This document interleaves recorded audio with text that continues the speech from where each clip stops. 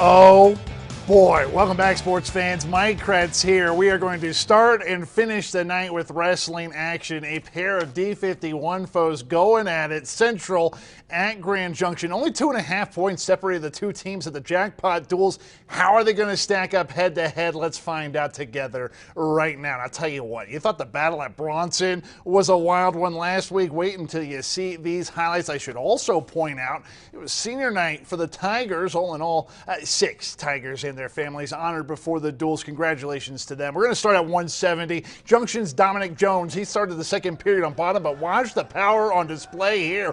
Wraps up a cradle from under Tyler Zeke. Locks in Zeke. Zeke would fight.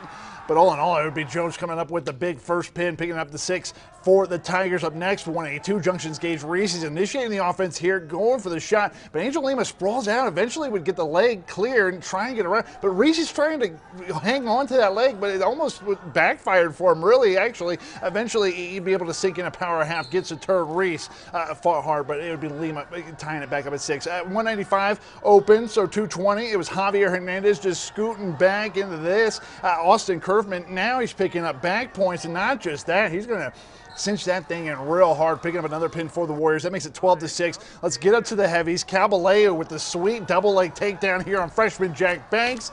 On the restart, this is academic. The ankle he gets around the side, shoots the half, gets chest to chest, puts all that pressure on. He would get the pin, putting the Warriors up 18-6.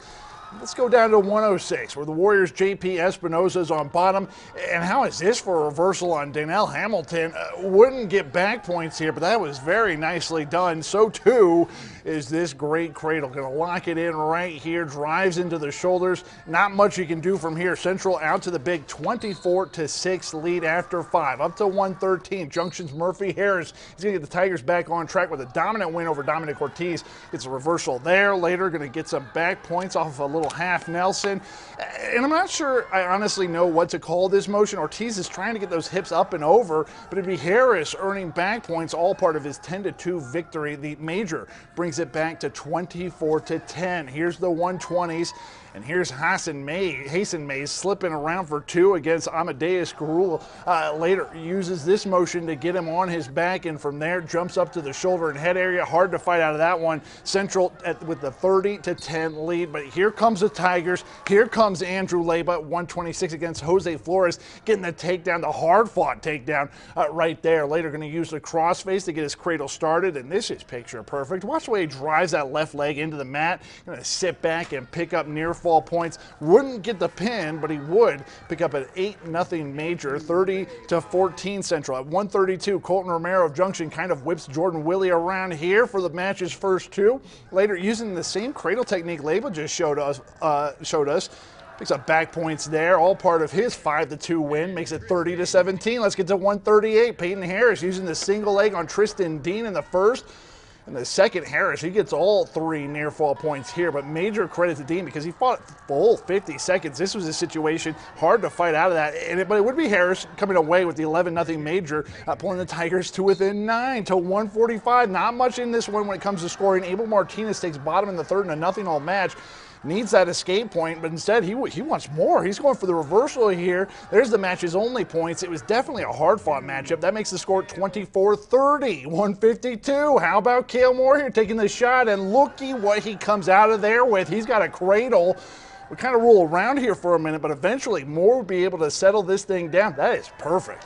All of a sudden, we are tied going into the last match of the night, 160. This is a spicy one between Micah Kenny and Devin Hickey, 2 familiar foes. It would be Kenny getting the match's first takedown, jump to the third. Kenny's up 4-0, but check out Hickey from bottom.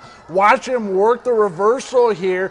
He would be able to break Kenny's lock for 2, but what's more, watch this motion here. Oh my goodness, he is picking up back points. So we are going to have Hickey on top. No, we're not. As a matter of fact, here comes Kenny. He's going to pop his head out right there. Now we're tied at 6 to the final seconds of regulation. It looks like Hickey might pull it out, but pay attention to how those hips are up. That's because Kenny had a hold of those legs. Mr. Fisher doesn't know where control. Nobody scored in sudden victory, so it's tiebreaker number 1 where Hickey deferred to Kenny. Kenny not just looking for the escape, would come out bottom with a reversal for 2. So in tiebreaker 2, Hickey needs a reversal of his own. Instead, it'd be Kenny getting back points to put a cherry on top. The Tigers win it 33-30. I got to talk with Micah after the duel. I've been working on that one for a while. I beat him in the Warrior, and then I lost to him in jackpot duels, and I'm like, I need to get my redemption. Best feeling ever right there is just like, damn, I actually worked on this and practiced, and I got it. And the very few seconds left in the match, and it was just very exhilarating. Yeah, exhilarating stuff indeed. You can tell he left it all out there. Again, Junction are the winners, 33-30, a fun night of wrestling for sure.